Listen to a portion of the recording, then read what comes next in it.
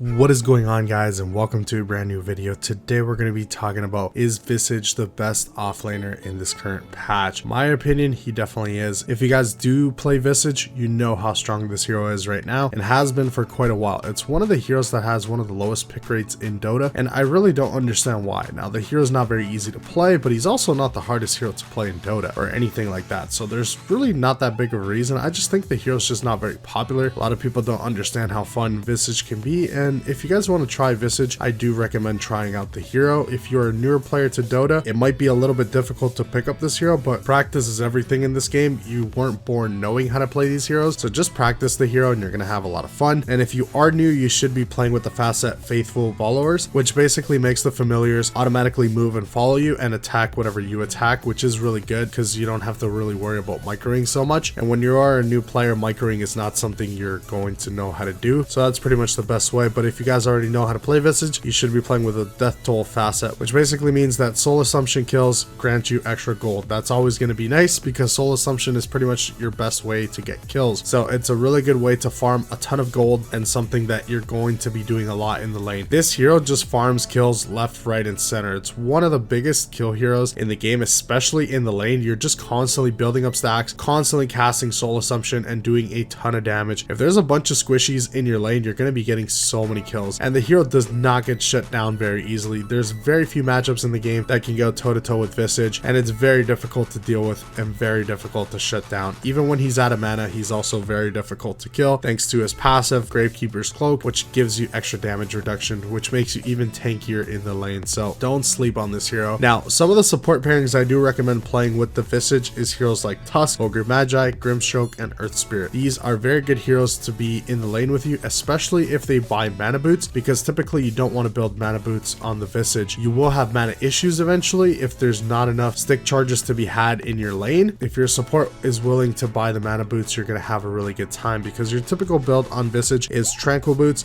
into drums, and then you go for an Orchid, and then you finish up the Boots of Bearing, then you're going to go for an Aghanim Scepter, and then it really depends on what the game calls for. You can get an AC, you can get a Hex, you can get a BKB, you can get damage items like Monkey King Bar and go right click. There's a lot of things you can do, but pretty much the staple items are the Tranquil Boots, the Orchid, and the Aghanim Scepter. I get Orchid pretty much every single game, unless there's heroes like Slark or heroes that can just easily dispel the Orchid, or if they're just natural Manta buyers and I'm not going to be able to get a whole lot of value from it, then I'll skip the Orchid and just get the Aghanim Scepter a lot quicker. It's going to help me move invis around the map, and it's also going to give me a lot of movement speed and be able to go on the high ground much easier. It's a very strong Aghanim Scepter. It also works with your familiars, so that's going to be really good. One thing I do have to tell you guys is don't feed your familiars. I see a lot of new players playing Visage just constantly feeding their familiars. They're worth a lot of gold, so please don't feed them, and also the cooldown is quite long, so try and not feed your familiars as much as you can. Try and keep an eye on them. Obviously, if you're a newer player to this hero, you're going to be feeding them very often, but try your best to keep track of where they are. If you feel like you don't really have a good idea on how to play with the familiars, then just put them somewhere, maybe farming a creep wave, or just keep them around you for the stun, and don't really worry too much about it. Feeding a lot of gold with the familiars is something you should be keeping an eye on. Now let's talk about some of the best and worst matchups for the hero. Some of the best matchups are Juggernaut, Anti-Mage, Zeus, Necrophos, Mars. These matchups you're very good up against. You do not struggle against these lanes. Juggernaut can be a little bit more difficult just because he has spin, but once spin is on cooldown, you can just take away all his attack speed with Grave Shell and just kill him with Soul Assumption. It's a very free lane. There's really not a whole lot that Juggernaut can do, and you can just run him over